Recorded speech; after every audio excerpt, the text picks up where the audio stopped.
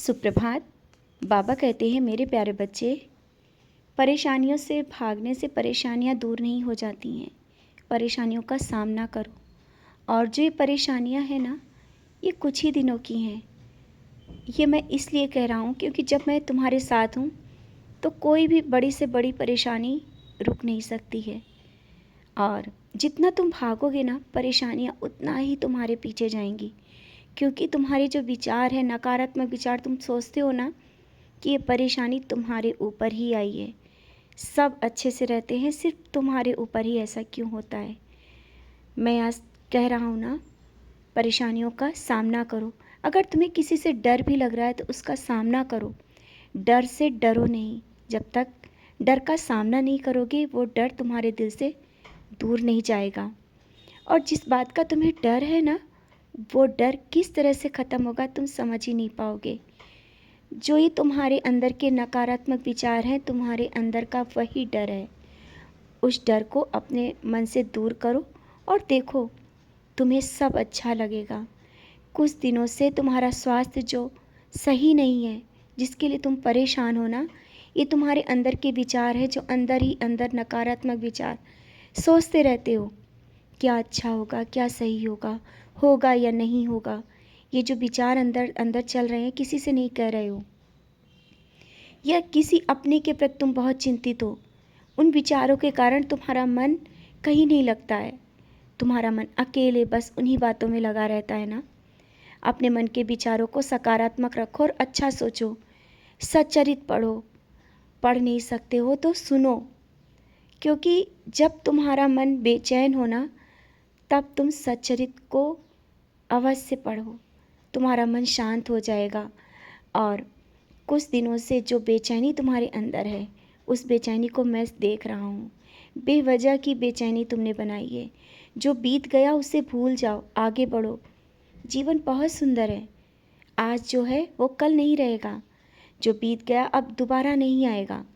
जो पिछला गया वो बुरा गया, जानता हूँ बहुत गया बुरा, लेकिन अब जो मैं दे रहा हूँ उसे स्वीकार करो। बहुत कुछ दे रहा हूँ, लेकिन तुमने अभी कुछ पिछली बातों को पकड़ के रखा है और डर भी तुम्हारे अंदर है। किस बात का डर? क्यों डरते हो? अब सब जो हो रहा है मेरी निगरानी में हो रहा है। जो होगा बहुत अच्छा होगा। बहुत मान और सम्मान तुम्हें मिलेगा। जिस मान सम्मान की कमी के कारण तुमने कई बार मेरे आगे बैठ करके अर्जी लगाई और रोए भी कि तुम्हारी बात को लोग समझते नहीं हैं। तुम जो कहते हो, तुम्हारी बात का मान भी नहीं रखते हैं, जिस कारण तुम्हारी आंखों में मैंने बेचैनी भी देखी।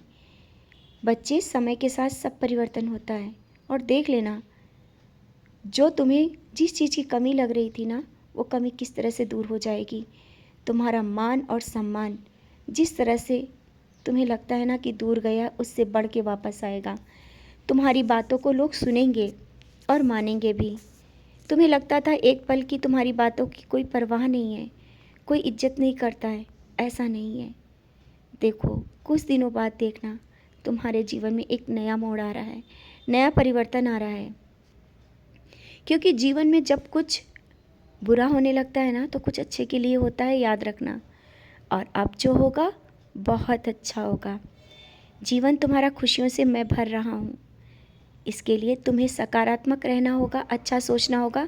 अपने स्वास्थ्य का ध्यान रखो, समय पर सो, क्योंकि तुम्हारी नींद ना पूरी होने के कारण भी तुम्हारे स्वास्थ्य अच्छा नहीं है।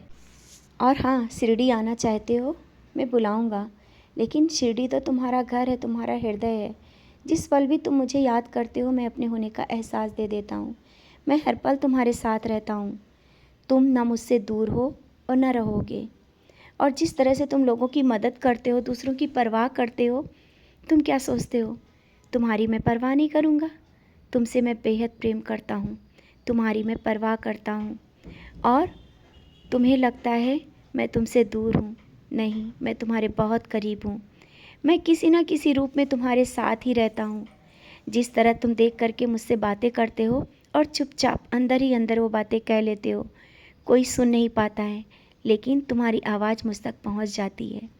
मैं देखता हूँ जिस तरह से तुम मुझे प्यार से देखते हो।